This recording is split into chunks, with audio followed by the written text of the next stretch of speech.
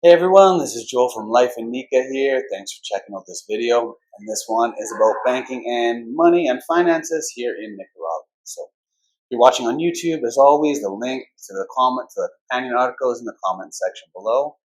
And you can check everything out over there as well on the webpage, lifeinnica.com/blog, and just everything in general, lifeinnica.com. So yeah, in this one, I'm going to go cover the basics of banking, currency, money, and managing your finances here in Nicaragua if you're looking at living, investing, or buying property here in the country. So yeah, let's dive in. So I guess first up is the currency. So the official currency of Nicaragua is the Nicaraguan Cordoba. That's abbreviated as like a $C or NIO. And we also have partial dollarization here. So again, with that official currency, we also have the US dollar, which is used essentially alongside it. Yeah, and they work, most ATMs and major purchases are made in US dollars. As of right now, so this would be May 24th, so maybe May 25th, 2025, it is 36.8 Cordobas to the United States dollar. And like I said, in practice, we run on kind of a dual currency system, which is common to many smaller countries, especially given that the U.S. dollar is the reserve currency of the world. The Cordobas and dollars are used side by side and like in a complementary fashion. And the government manages the Cordoba under a slow devaluation policy, so basically like a sliding peg. Which basically means that little by little over time, each Cordoba is valued less against the U.S. dollar. And just to give you an idea, I just looked, back in 2015, 10 years ago, there's about 27 cords for short, to the U.S. dollar, and today it's around 36.7, 36.8. And now because of that, and just the large numbers that would come using that, most big purchases like real estate, legal fees, business contracts, stuff like that, they are usually priced, like you'll see them listed in US dollars. And then ATMs across the country, almost all of them give you the option, first of all, English and Spanish, and also the option to pull out either dollars or Cordobas. Now that is super convenient. So onto banks. So I'll talk about like which banks here now. The two main banks that foreigners tend to use would be Banco Lafice Bancentro, call it Banco Lafice, which is a green color logo, and BAC Credomatic, which we call BAC, which is a red one. So both of them are big multinational banking conglomerates. I believe both of them actually have branches in the United States, and both of them are most popular with foreigners here. Because they're bigger, they're better, they're easier to work with, better applications. I usually recommend Banco Lafice. Now, even if you don't speak Spanish, we can help with that. I've got an assistant, or I can come in, help you set them up. They have good customer service, or pretty good anyways. I really like Lafice, but BAC Credomatic is pretty solid as well. Their online banking and mobile apps are really good. They're probably more common for people that are doing businesses down here, like if you have a card reader machine. And like I said, if you want to manage everything from your phone, which everyone does now, BAC could be a good fit, but I still recommend personally Banco Lafice. They just tend to be easier with everything that goes on. So yeah, it's just found. It's also faster and easier for foreigners to set up accounts there.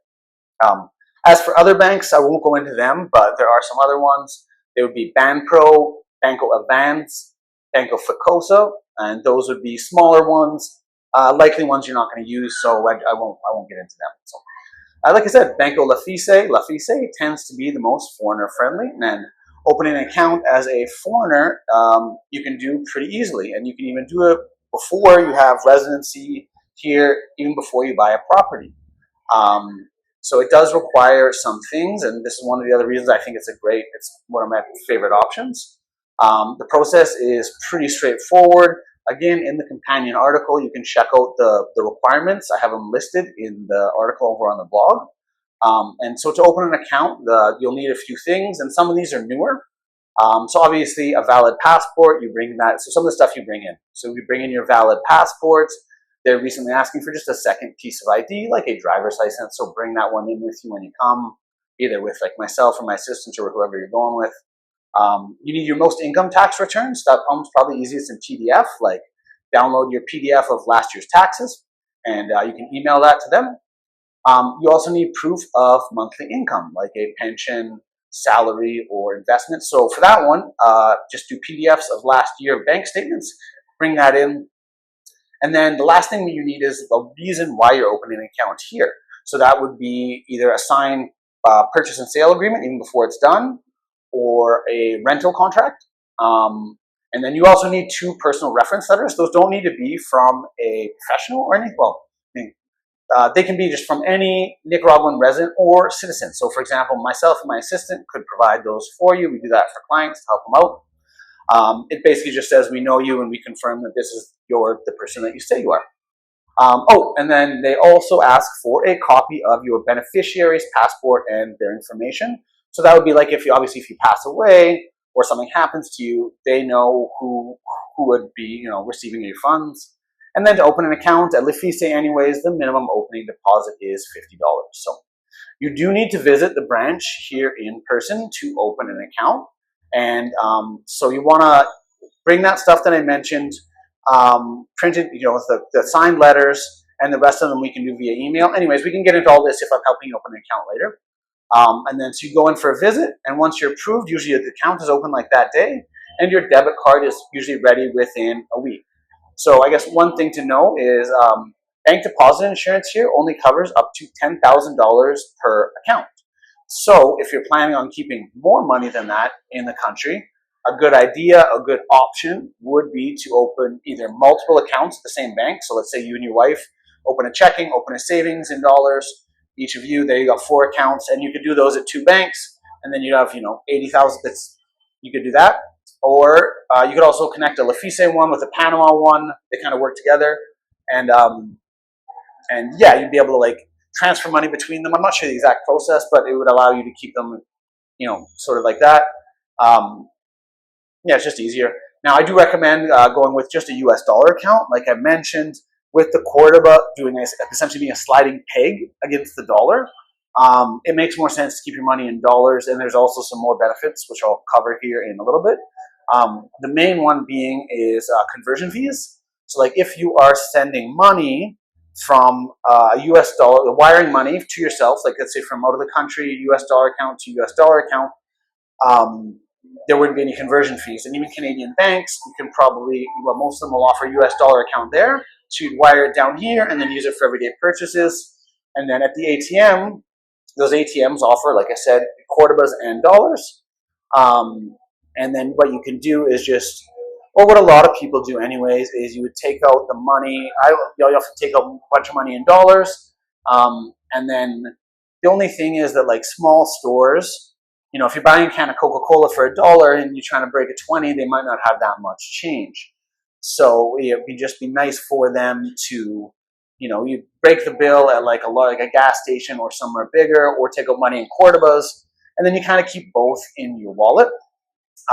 Just like I said, for little purchases, or if you're buying an ice cold coconut on the beach, coconut water, they don't want to take a $20 bill. So it just makes sense. So as for transferring money to Nicaragua, it's really easy. I know some of the stories online say, but like wiring money down here is really easy.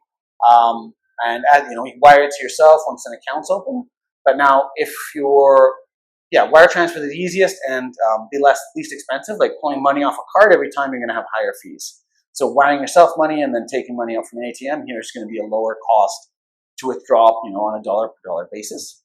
And as for buying something in the beginning, before you have an account open, let's say you're buying a property, the lawyers would have an escrow account. So those are normally US dollar denominated. The lawyers that I work with often have them in the United States, which makes things easier, especially if you've got sellers are both US based or US and Canada. It just saves on transfer fees and costs. Anything we can do to save you, anything we do to save you money, that's our job. So help you get the best deal possible.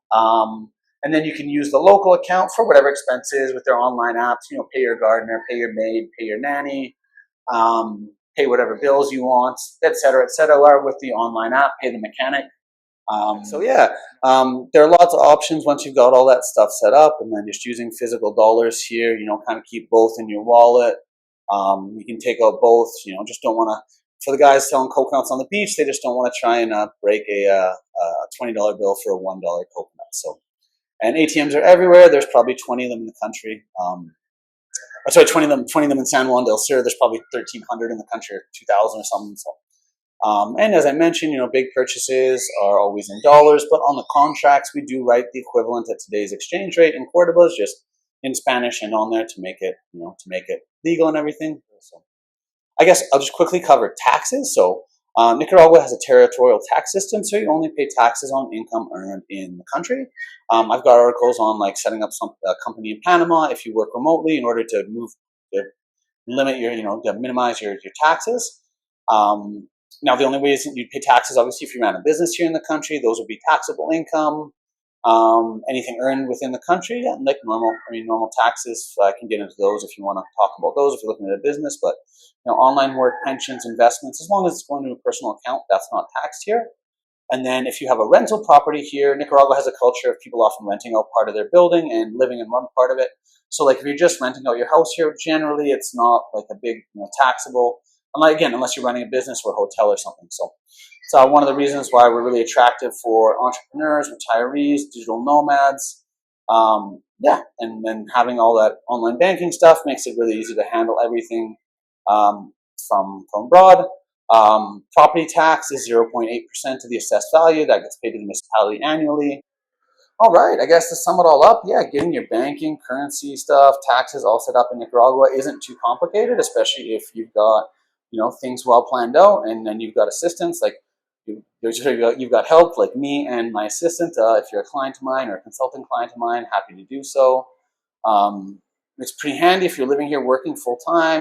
So if you made it this far, thank you very much for watching. I really appreciate it. If you like these videos, feel free to like and subscribe, or join the go on the website lifeinnica.com and join the email ones. I try and put out these emails every month. I really appreciate it. Thank you very much for watching. And if you got any questions, feel free to reach out. I'm trying to help out as much as I can. And thank you very much. Have yourself a great day. Bye for now.